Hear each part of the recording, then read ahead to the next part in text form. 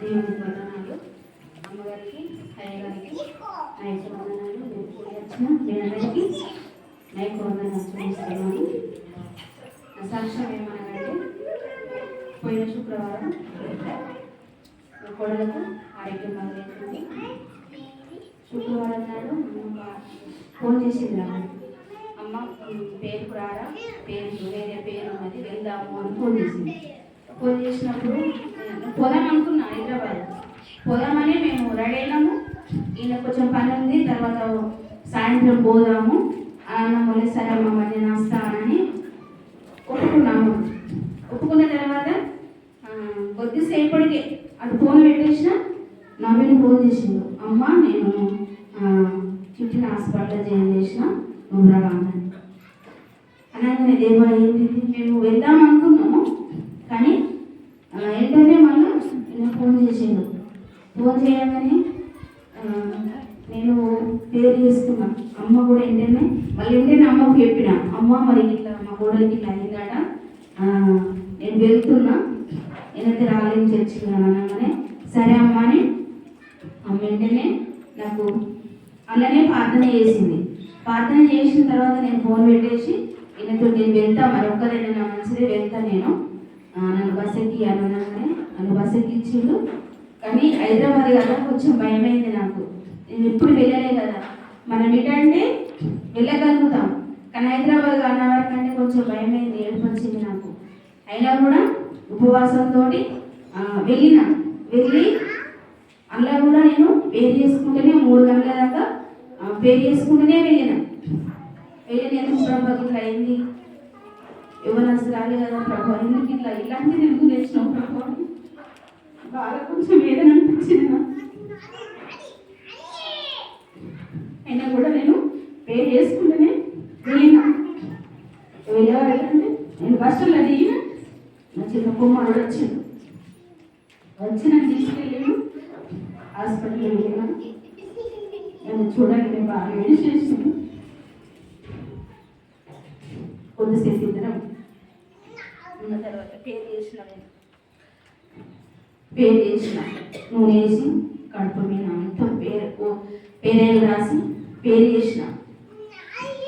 దేవా ఇది ఎందుకు వచ్చింది, ఇది ఇప్పుడే స్వస్థత కలగాలి, మేము ఇక్కడ ఉండకూడదు, నేను నీ బిడ్డను కదా, నేను ప్రార్థిస్తున్నా, నీ పాదాలు పట్టుకొని నేను ఇప్పుడే వెళ్ళిపోవాలి ఇక్కడ నుండి, మేము ఇక్కడ ఉండదు. డాక్టర్ వచ్చినప్పుడు పర్వాలేదమ్మా నువ్వు వెళ్ళొచ్చు అనాలని నేను బాగా కన్నీటి ప్రార్థన చేసిన.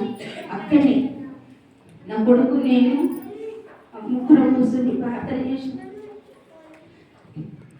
చేసినప్పుడు ఒక నైట్ ఉన్నాం, పొద్దుంటున్నాం, మళ్ళా పొద్దుంటున్నాక సాయంత్రం డాక్టర్ వచ్చి సరేనే బాగున్నామంటే సార్ కొంచెం నొప్పి వస్తుంది కానీ తక్కువ అయింది అని అన్నాను. దేవా అది నీదే, నీ లోక డాక్టర్లు కాదు ప్రభు, అది నీదే, నువ్వు స్వస్థపరచడానికి నీ కోట్లాడు వందనా అని నేను అనుకున్నా.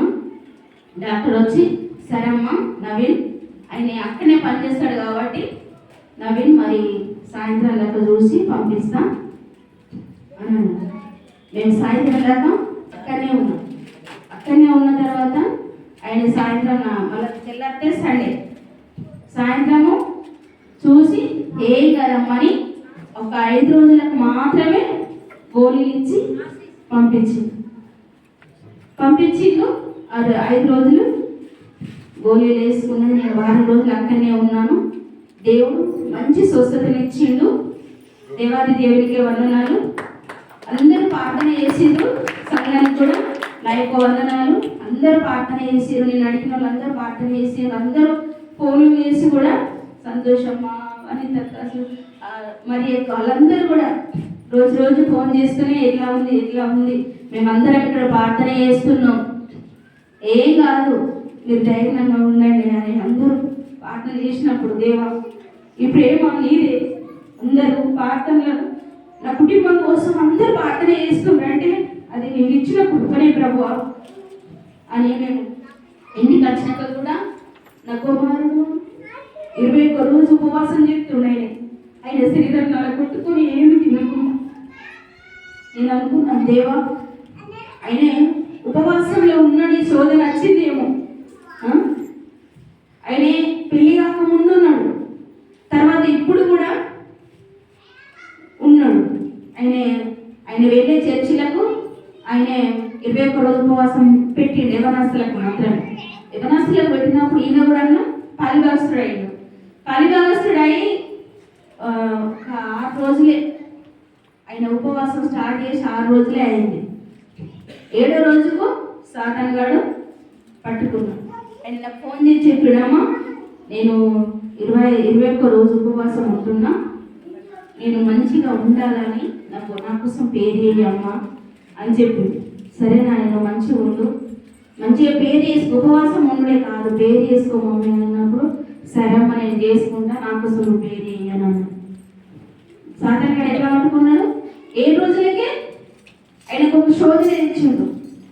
ఆయనకు అసలు అర్థం కాకుండా, ఏం మనసున పట్టకుండా, ఎలా ప్రార్థన చేయాలో అర్థం కాకుండా. కానీ దేవుడు ఏం చేస్తాడు? ఆ శ్రమ నీ మేలు కోసమే అన్న. కానీ దేవుడు మంచి ఆరోగ్యం ఇచ్చిండు. నా కుమారుడు ఉపవాసం కూడా రేపటి దినానికి తుద ముట్టిస్తాడు. అయినా కూడా మంచి ఆరోగ్యం ఉండాలి, ఆమె కూడా ఇంకా మంచి ఆరోగ్యం ఉండాలి, రక్తం సరఫరా అవ్వాలి. ఎక్కడ ఇన్ఫెక్షన్ తయారైందో ఆ ఇన్ఫెక్షన్ అంతా వెళ్ళిపోవడానికి ఇంకా మీరు అందరూ పేరు చేయండి. వాళ్ళకి మంచి ఆరోగ్యాలు ఉండాలని మీరందరూ చేస్తారు, నా కోసము, నా కుటుంబం కోసం. కానీ ఇంకా నాదొక రిక్వెస్ట్, వాళ్ళ కోసము ఇంకా మంచి పేరు చేయండి. దేవుని ఉగ్రతకు మనం తట్టుకోలేము. ఏదైనా అక్కడ దేశం ఉండ, ఒక దేశంలో దేవుణ్ణి 0గా చూపించారు. 0గా చూపిస్తే అమెరికా దేశంలో ఒక 0గా చూపిస్తే ఒక ప్రవర్త పోయి, అది నీకు దేవుడిచ్చిన జ్ఞానమే, నువ్వు ఈ ఇల్లు కడుతున్నావు అంటే అది దేవుడిచ్చిన జ్ఞానమే, నువ్వు కారు తయారు చేస్తున్నావు అంటే అది దేవుడిచ్చిన జ్ఞానమే. కానీ ఒక ప్రవర్త చెప్పినప్పుడు కూడా వాళ్ళు దేవుణ్ణి 0 చేసిరట. 0 చేస్తే దేవుడి ఉగ్రత ఎట్లా ఉంది? ఒక గాలిలాగా, వేడి గాలిలాగా వచ్చి ఆ ఊరు తగలబడిపోయింది. కానీ అందులో ఒక పాస్టర్ ఉన్నప్పటికీ ఆయన చర్చి, ఆయన ఇల్లు, అవి 2 మాత్రమే ఉన్నాయి. కానీ ఊరంతా తగలబడింది. దేవుడు ఉగ్రత ఎట్లుంటుంది? మనము కొన్ని తప్పిపోతాం, కానీ మనం వెంటనే సరి చేసుకోవాలి. శుక్రవారం రోజు మేము అది చూసినాం, ఆమె వాక్యం చెప్తుంది. వాక్యం చెప్పినప్పుడు మేము టీవీలో పెట్టుకొని చూస్తున్నాం. అప్పుడు దగ్గర నాకు 2 చూపిస్తే అర్థం కాలేదు. తర్వాత ఆయన వాక్యం ద్వారా చెప్తా ఉన్నాడు, దేవుని ఉగ్రత, దేవుని కృప నా కుటుంబం మీద ఉన్నది కాబట్టి నా ఇల్లును, నా చర్చిని ఉంచిండు. ఇవన్నీ మాడిపోయినాయి, ఇట్లా మొత్తం మాడిపోయింది. ఆ వీడియో చూపించిండు, మొత్తం మాడిపోయింది. కాకపోతే ఆయన ఇల్లు, చర్చి మాత్రమే ఉన్నది. దేవుడు తలుసుకుంటే ఎంతది కాదు, ఏపడిది కాదు. కానీ దేవుని ప్రేమ మన మీద ఉన్నది కాబట్టి మనం మంచి ఆరోగ్యాలతో, మంచి ఆయుష్తో మనం ఎట్టెళ్ళినా కూడా ఆయన కృప ఉంటుంది కాబట్టి మనం మంచిగా ఉన్నాం. శీలకుడిగా మంచిగా జరిగింది, శీలకుడిగా లేదు నేను లేదు, మీరందరూ మంచిగా ఎంజాయ్ చేసారు. దేవుడు నాకు కూడా ఒక సమయం ఇచ్చాడు, ఆ సమయంలో నేను ఉంటాను. కొద్ది మాటలు దేవుడు దీవించిన కదా.